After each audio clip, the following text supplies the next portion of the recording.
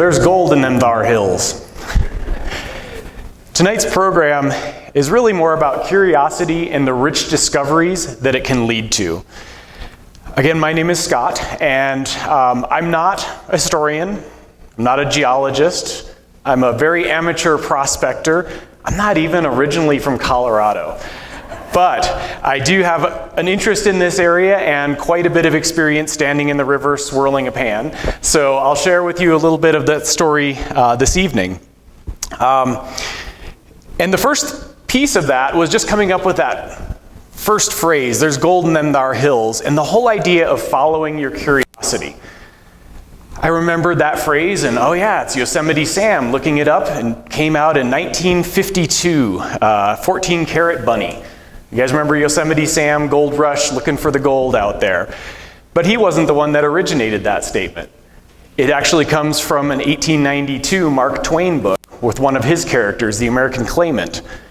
And in fact, it wasn't even Mark Twain that came up with the concept. There was an assayer, somebody who kind of helps judge the value of gold out in Georgia, who was trying to convince the people mining in Georgia not to follow the gold rush. Stay in Georgia.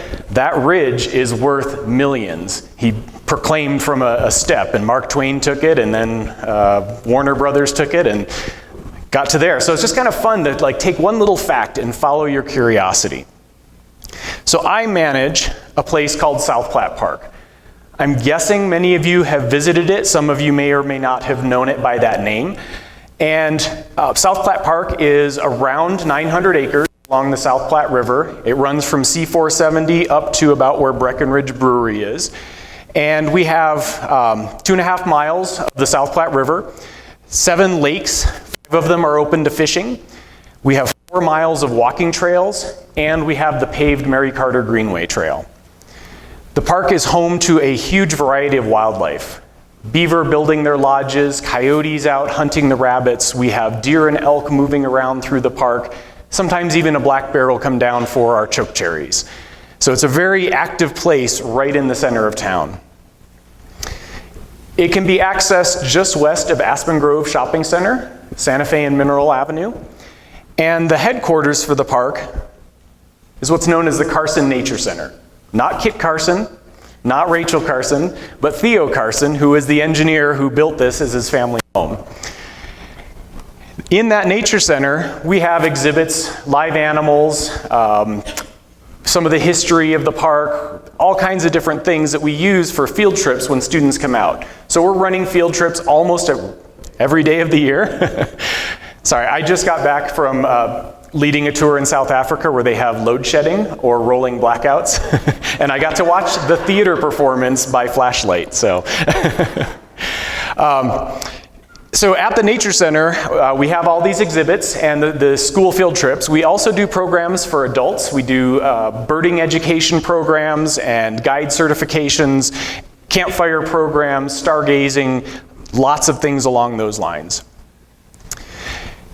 At the Nature Center, we have volunteers that help us. Some help coordinate our resource management program, some help guide our school field trips, and some work in the Nature Center as guests, or to welcome the guests.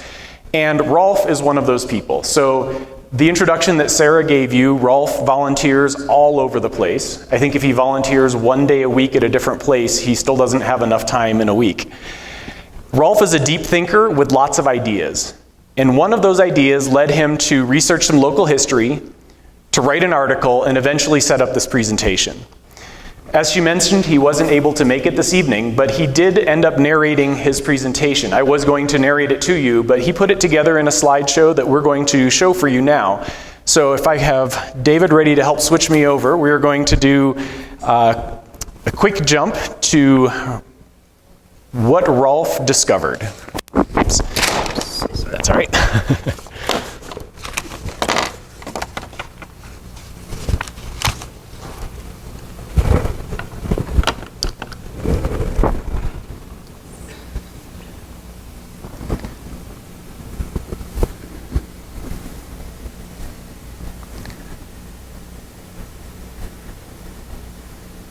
Hi everyone, my name is Rolf Asphaug.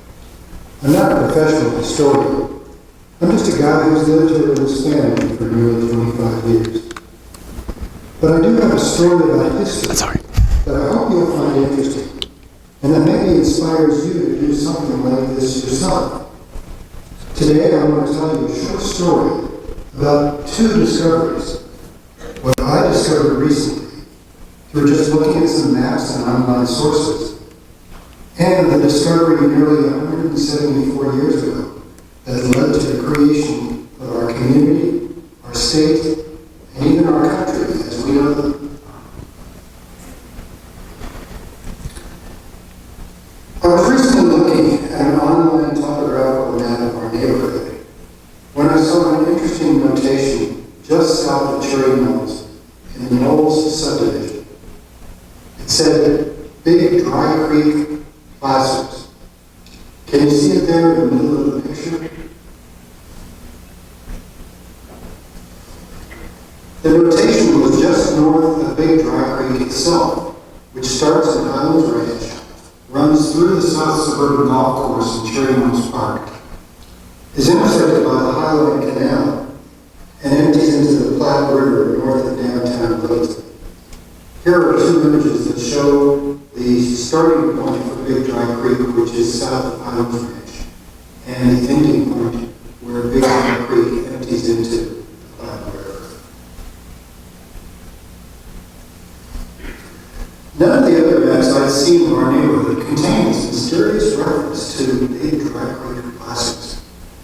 I googled the name and found out that our area was once home to one of Colorado's earliest original gold mines, actually predating the Pikes Peak or Bust gold rush of 1859. Okay, first things first. What are Big Dry Creek Placers? Well, I know what a Big Dry Creek is, of course. There are actually two rivers around here with that name. The settlers weren't always so imaginative, I guess. But the one that is in our area has its headwaters in what's now Daniels Park, near Briggs Road, and runs 17 miles north and west, including through what's now Highland Heritage Park, Cheese Ranch Historic Park, South Suburban Golf Course, Cherry Mills Park, Tacoma Park, and Bellevue Park, where the Pirates Cove Family Aquatic Center is located, before joining the South Platte River. So next question, what's a placer? And how do you pronounce it? The answer, as I also discovered through Google, in the context of mining, is like gasser, placer. A placer mine is a surface mine where rivers and streams are sifted for gold deposits, either by individual miners panning for gold or with more extensive machinery such as sluice boxes and rockers. All the way up to the huge barges that used to ply the rivers near Breckenridge.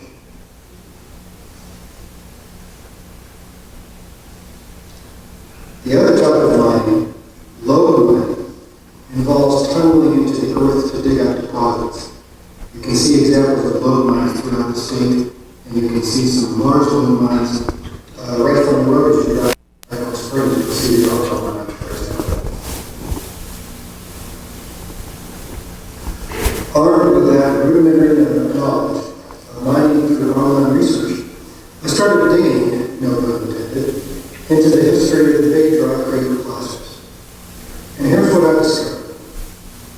First, in 1848, a group of Cherokee Indians were taking horses on the Cherokee Trail from Oklahoma to California, but they were too late in the season to cross the Rockies. They wintered at the confluence of the Platte River and Cherry Creek, what is now in downtown Denver, and they happened to find a little gold there.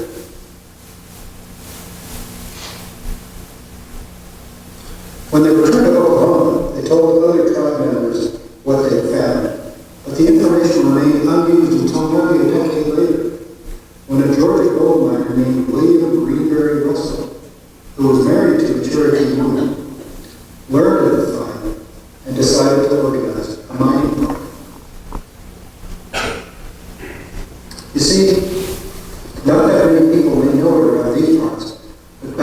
early 1800s, Georgia was one of the primary gold mining regions in the United States. In fact, the discovery of gold and the influx of miners and farmers into Georgia led to the forced banishment of Georgia's Cherokee and other Native American tribes to Oklahoma, in what we know as the Trail of Tears.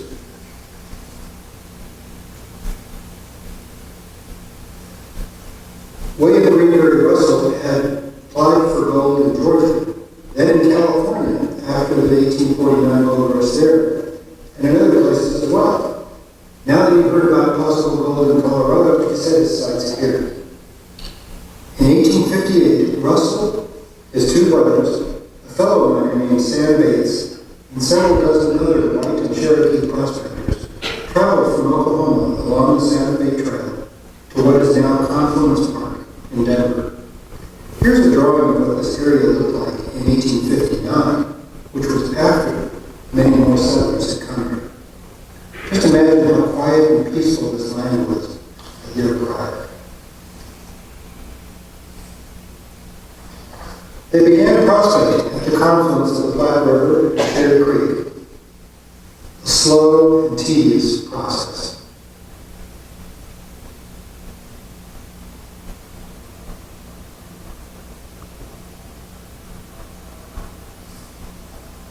But with limited success, most of the miners returned home.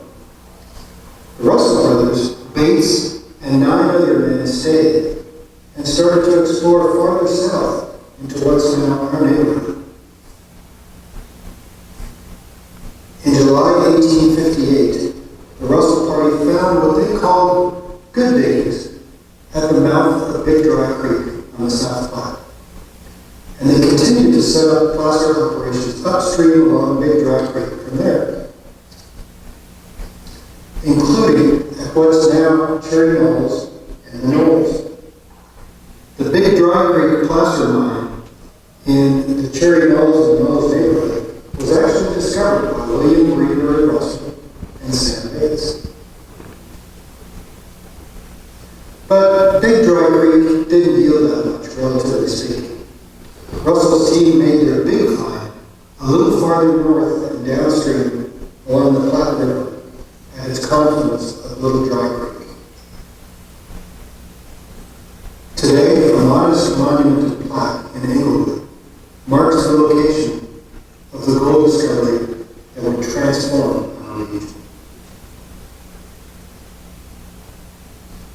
The Russell and Bates reports of gold caused a huge sensation back east. Colorado Gold Rush of 1859. As soon as the snows receded, tens of thousands of miners and settlers began to pull up roots and headed to Colorado. The settlers used crude maps and the tracks of those coming before them to wend their ways westward.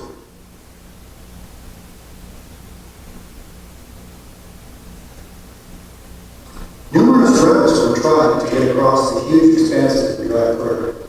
Some routes were successful, while others, such as the Starvation Trail you can see here, appear to have been less so.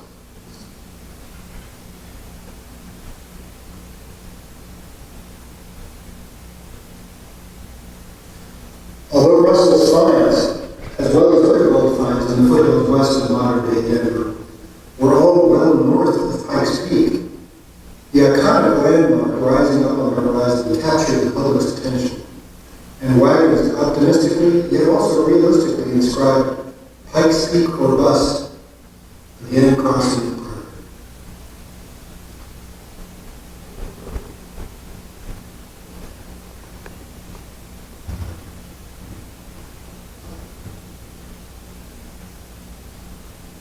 The passage was very hard, and many busted rather than made it to Colorado.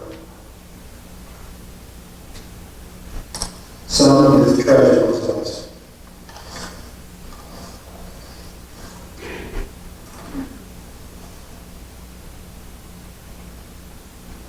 Once again, as in Georgia and so many other regions farther east, European ancestry settlers looking for treasure and profits were moving into the country.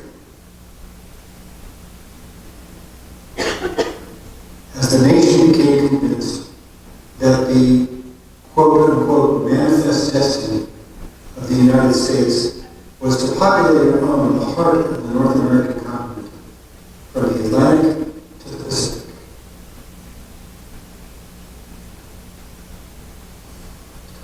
Our continent's indigenous residents were overwhelmed by the relentless riding trends. Treaties were solemnly made, but repeatedly broken by the United States government. And the Arapaho, Ute, Kiowa, and other tribes for which this region had been home for untold generations would gradually be uprooted and forced into faraway, far less desired areas.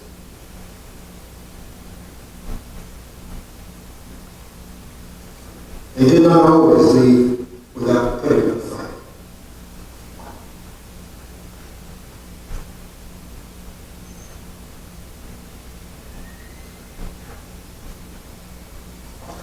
Placer operations continued along the Platte River and other rivers in Colorado. But in relatively short order, the surface traces of gold, which had been washed downstream from eroded underground deposits, began to play out.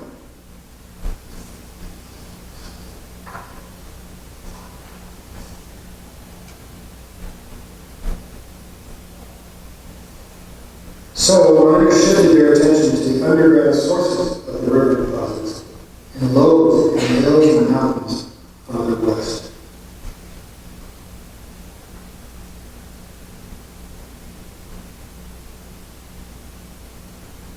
Already in spring of 1859, gold deposits farther west had led miners to the Gregory gold diggings.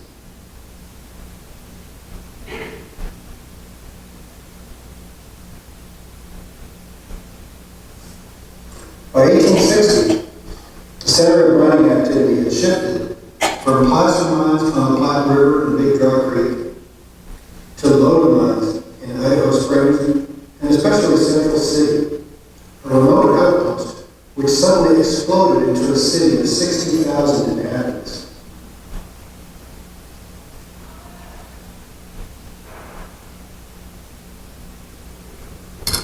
Not much is known of Sandbaits, but William Greenberry Russell left a still visible mark on Colorado. The town of Russell Gulch, near Central City, is now a ghost town, but still has a few buildings standing.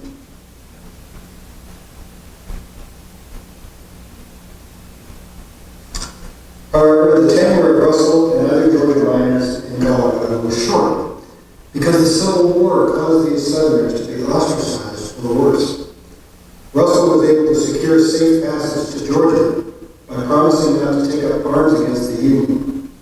He technically kept that promise, but he served in a non-combatant role with the Confederate Army.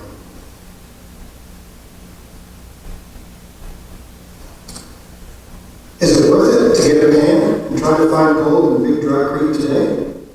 Sadly, no. What little records exist indicate that the Big Dry Creek placer mine never yielded particularly worthwhile quantities of the precious metal. But it's fascinating to think that our neighborhood was once at the very epicenter of the great Colorado Gold Rush of 1859, which for better and worse transformed our state, our nation, and our continent.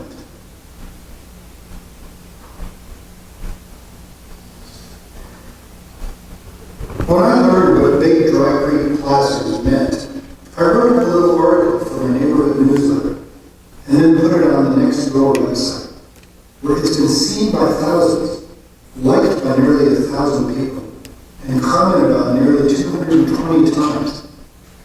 People are hungry to learn about our history. After all, that's why you're here tonight. I hope you've enjoyed these two brief stories.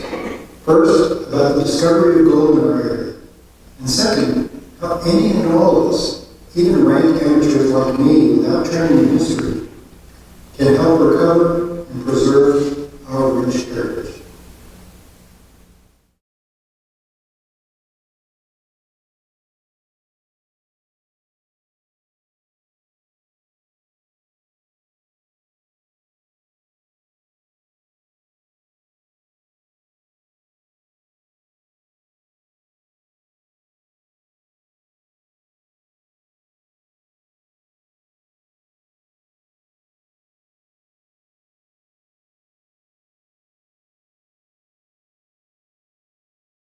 All right, well, a nice round for Rolf, please. He did a great job.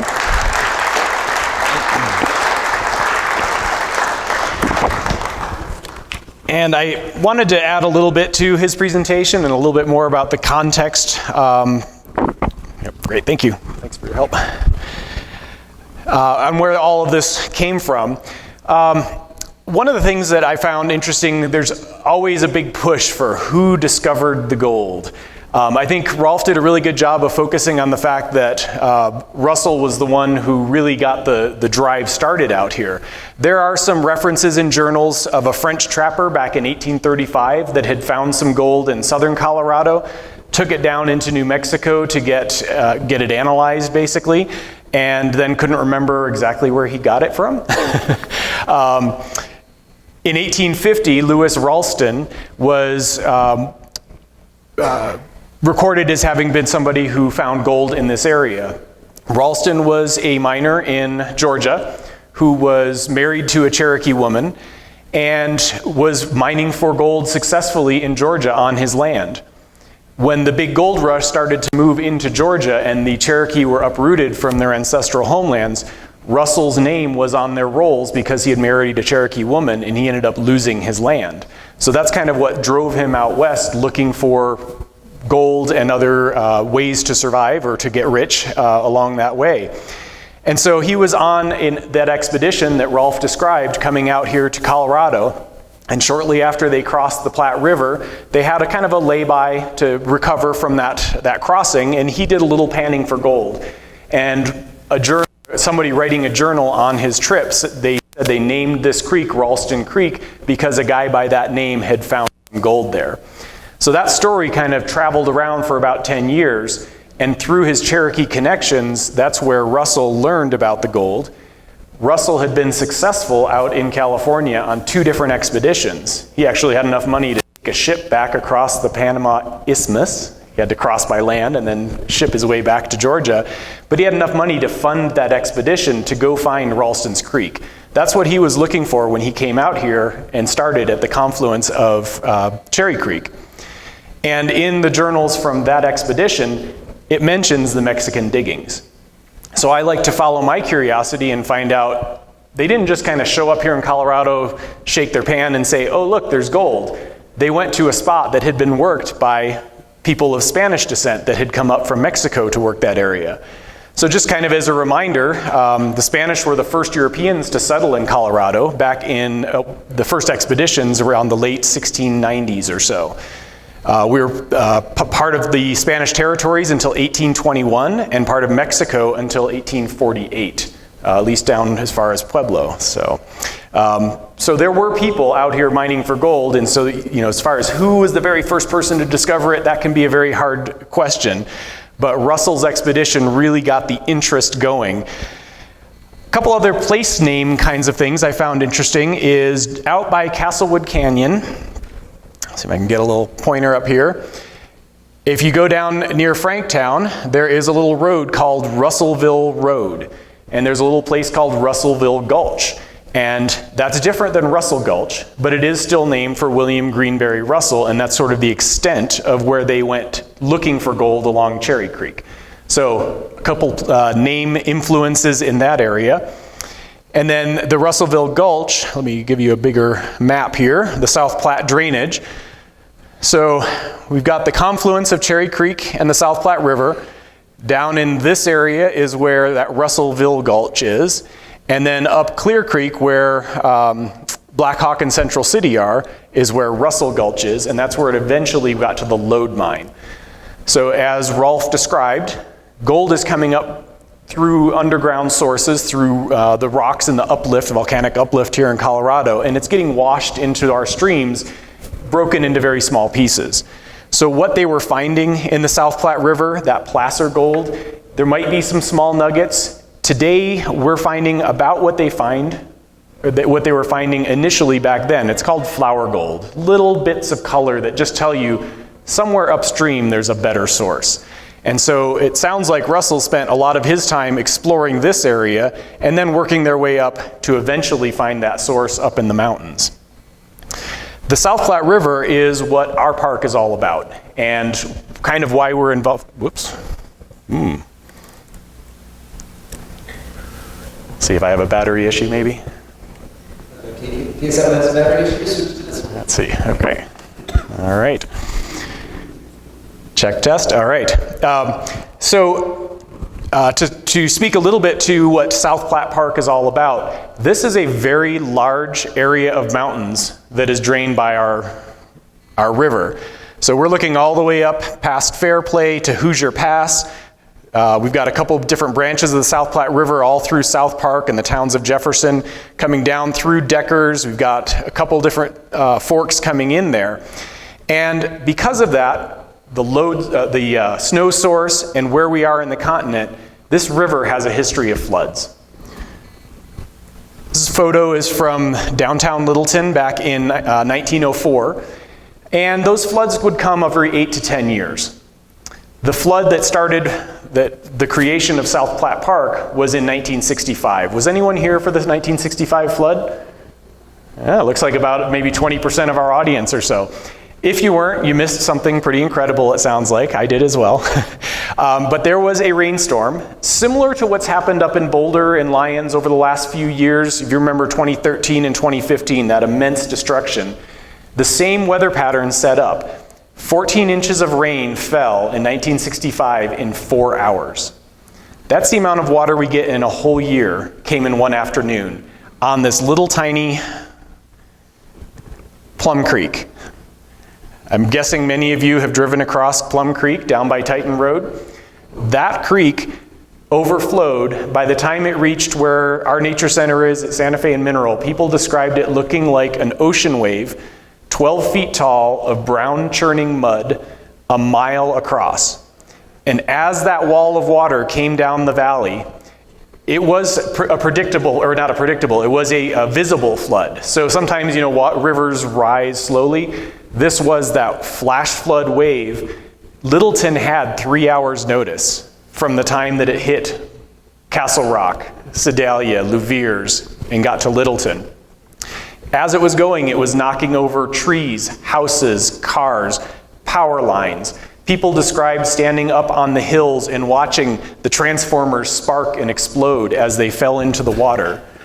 Other people talked about going down into the pastures along the river and cutting the fence lines so that the horses and cows could try to escape, but there wasn't time to evacuate them all. All of that destruction wiped out the roads through Denver. Out of 27 bridges, 14 of them were completely destroyed or unusable after the flood, and most of them were closed for several weeks for inspections and repairs. This map shows the extent of the South Platte flood in 1965. We have oriented here. Here's C470, Mineral Avenue, Platte Canyon Road, and Santa Fe Road. The red is the border of South Platte Park. And you can kind of see the width of that flood impact. After the flood, the Army Corps of Engineers came in and said, Denver, you have a flood problem. You need to have a couple of reservoirs. They'd actually proposed Cherry Creek, and that was built in the 1940s. They had proposed Chatfield at the same time. Chatfield had a price tag of $49 million, and Denver was a pretty little cow town. So they didn't build Chatfield. When the flood hit, the water in Cherry Creek rose 50 feet overnight, but there was no damage. In the South Platte drainage without Chatfield, there was $350 million worth of damage overnight. Suddenly that $49 million looks like a bargain. So they built Chatfield. Eventually they built Bear Creek Lake. And instead of channelizing the river where our park is, the city of Littleton purchased the property to leave it as a natural floodplain. So you can go down there today and hike on the trails and explore, and there's not a risk of people's homes being destroyed by floods in that area. And just out of interest, Bear Creek, the water in that rose 40 feet in 2013 and 50 feet in 2015 from those flash floods. Chatfield still has not really been tested by a flash flood yet, so I keep all my files on the second floor. The other thing you may have noticed about the map of our park is everything's square. All of our lakes are square. That South Platte River, over all of the eons that it's been washing floods out of the mountains, there is aggregate material, sand and gravel, down in the ground about 30 feet deep, almost a mile wide in our river valley. And that material is extremely valuable. Any ideas what we use that aggregate for? Road. Every bit of concrete, building, bridge structures, that all needs that aggregate glued together with kind of a lime material to make our concrete. This is an aerial photo a little further north in Commerce City, and you can see all of the gravel pits on either side of the South Platte River. And I like to take visitors from the east up onto like Dinosaur Ridge and look out over the city of Denver and think about what it looked like when William Russell came here. There was the single little band of the South Platte River with a small row of cottonwood trees on either side of it. There was not another tree out on the prairie. There were no houses, and there were no lakes. When you stand up there today, you can see thousands of lakes. Flood control, water storage, and recreation. It was a short grass or mid-grass prairie. So we've really changed our landscape here. And so that aggregate mining, often they would pump the groundwater down and just drive down with excavators and tractors. This is gravel gurdy. This is what the Cooley Mining Company used at Santa Fe and Mineral Avenue. So they used this suction dredge to pull out all of that material and create what is now known as Cooley Lake. In South Platte Park, that's our wildlife reserve area. We do a free hike there the second Saturday of every month. You're welcome to come join us and explore what it's all about today. But before he passed away, I had a chance to talk with the owner of that mine, Jim Cooley, and he talked about when they were running this system, they actually had a gold dredging process happening while it was, or sluice that was happening while they were panning or mining out the aggregates. And he said they found enough gold every month to pay their utility bills. So it's pretty substantial for a mine. So there's definitely some gold out there. But everybody was kind of sniffing up the wrong tree back then. We know now, this is a map of Colorado, and it's a little bit difficult to see, but here's Georgetown, Empire. I think you've got Breckenridge is right down in this area, Leadville. Little bit into Fairplay, the South Platte River curves down this way. So the gold in Colorado, all those famous gold towns, they're in a particular band where the geology is just perfect for gold. This little circle is the Cripple Creek intrusion of gold. And if you're trying to find gold anywhere else out on the prairie, all you're finding is little bits and pieces. You're not finding that primary source. But I did find it interesting, that whole placer process that Rolf talked about happening out in this area. There was a lot of placer mining on the South Platte River going up into Fairplay. Have any of you driven through Fairplay and seen the big piles of rocks next to the road? If you look at the aerial photo, I had no idea how extensive it was. Those piles of rocks are all around the whole town there. And those were created the same way in the photo that Rolf showed of the dredge in Breckenridge. One of the jokes from the book Centennial, you know, the South Platte River, you can't float a boat in it unless that boat can dig its own channel. So this was actually the dredge on the South Platte River up in Fairplay. You can try to imagine a boat up on that little creek today. So, how does gold panning work? How do you find little bits of gold in a river? Well, I'll go back to the mentor that kind of showed me all about this, and Sarah kind of described a little bit about him, Ray Simpson. He was a geologist, he served on the land board, he was a state representative, and after he retired, he was a volunteer. He was one of the first volunteers at South Platte Park. And Ray would be out there, he did a little bit of hobby prospecting, but he would be out there with kids, sometimes 3 and 4 days a week, knee-deep in the river, showing fourth graders the history of Colorado. And he did this every single day until he passed away in his late 80s. So Ray showed us everything from where to dig to how to get that special swirl to be able to see the flakes in the pan, and how to get the gold into a bag that kids could take home and kind of remember that experience. It really helps to understand river dynamics, to understand where the gold's going to be. The physics follow a specific process. So in the Nature Center, we have this river model. It's sand, water flowing through sand, and it shows you when the river goes around a curve, the outside of the curve is erosion, and it's deeper and faster. The inside of the curve is where things deposit, and there's not as much energy. Understanding how that water works can help you when you go dig into a bar to decide, is the heavy gold going to be in this area of the bar, or is it going to be in a different area?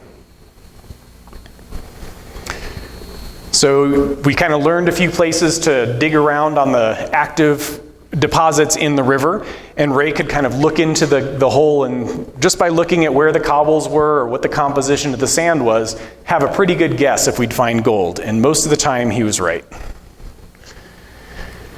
So the way that gold panning works is all about density, the physics of it.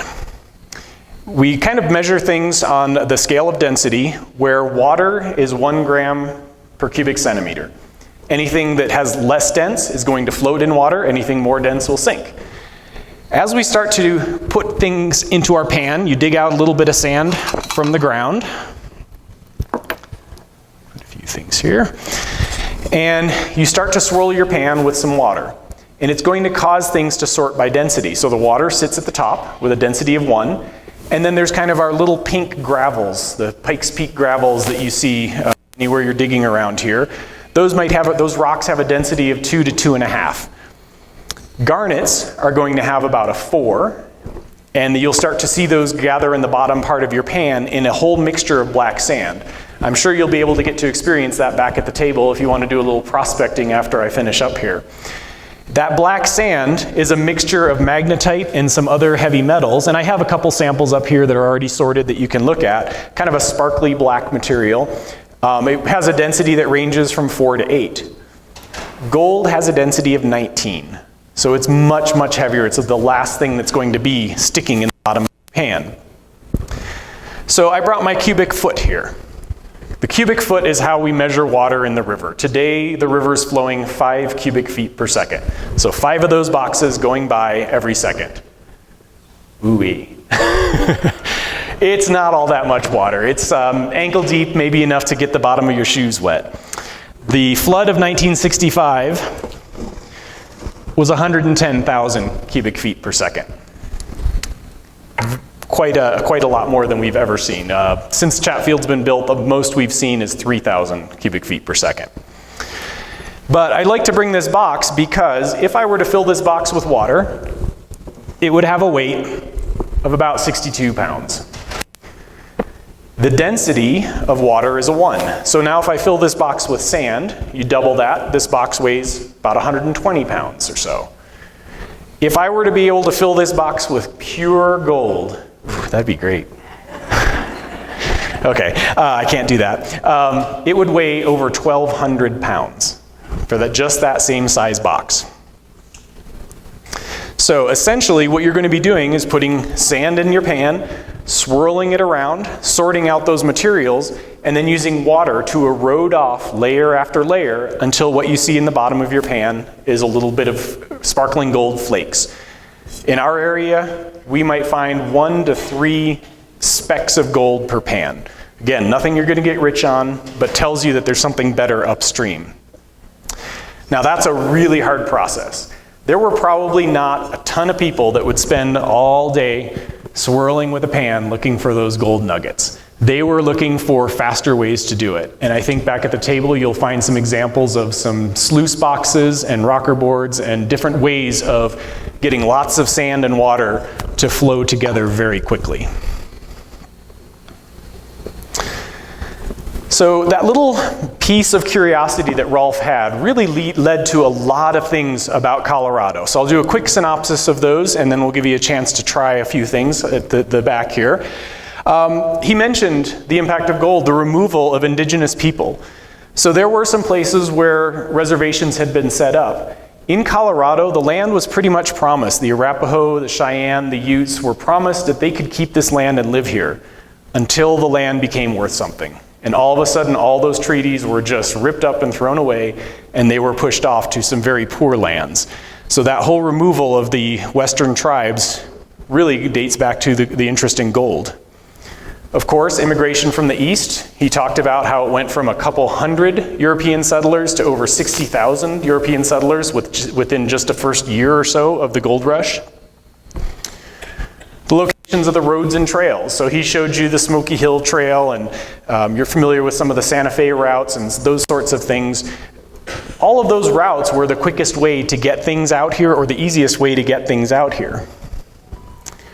And the locations of cities. It sounds like Kevin's book has lots of information about those cities, why they were built where they were, where all the information, or where all the supplies were coming from.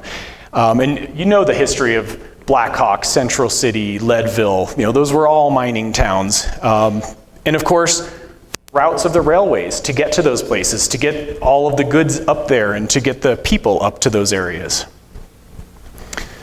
Weld County, the development of the agriculture in Colorado. All these people needed to have food. So gold led to the whole development of our agricultural system out here, including our water systems.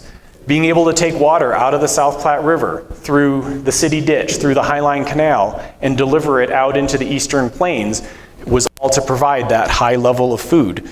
And back to South Platte Park and South Suburban, Richard Little came to Colorado to dig one of those ditches, and he ended up founding the city of Littleton. Even our system of water rights. The way I understand what is today called the Colorado Doctrine, Western water law, started with gold miners. Somebody was running a sluice box, and the water source they'd been using for a while wasn't there anymore. They went upstream, somebody else was using the water. There may have been some physical battles, but eventually it became a court battle, and the court said, first in time is first in right. How many of you have heard that before?